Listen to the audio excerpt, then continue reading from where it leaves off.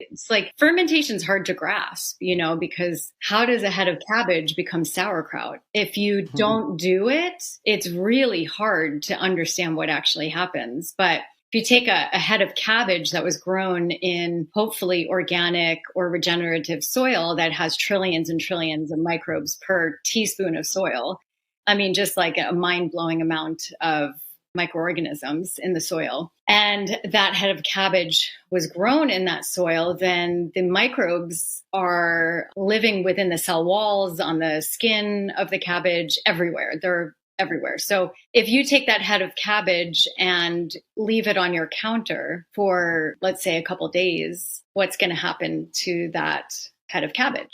It's going to rot, right? It'll eventually turn mushy. It'll start decaying. It'll turn brown. It'll oxidize, and then it'll turn, kind of mushy. So what happened in that process was oxygen met with the elements of the cabbage, and it started oxidizing and decaying, making it go bad. And the microbes are mostly lactic acid bacteria. And so they are anaerobic. They don't like oxygen, basically. So when they're hit with oxygen, they're not going to multiply into the billions and the trillions.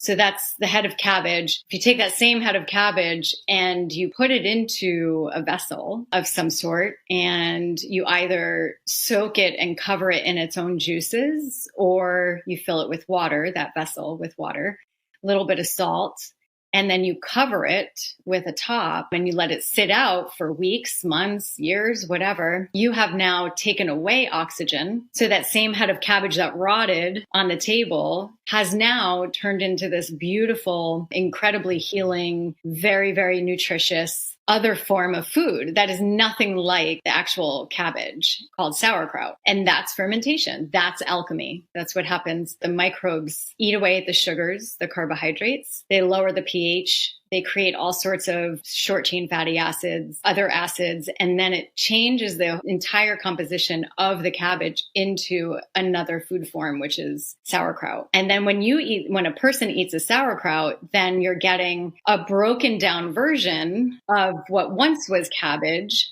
But because it's a completely different food form, it has unleashed the fermentation process, and the microbes have unleashed all of the nutrients of the cabbage. So you have something that might have like a little bit of, let's just say, vitamin C, because cabbage does have some vitamin C, to sauerkraut, which is like mind-blowing amounts of vitamin C. So the breaking down process that fermentation does to a food form, my favorite part is it just unleashes the nutrients, and it makes it very digestible to the body, which is why it's such good healing food, especially for people with autoimmune or gut issues. Because myself, when I had Crohn's, I couldn't break anything down. I didn't have enough stomach acid. I didn't have enough bacteria. I needed help. I was pureeing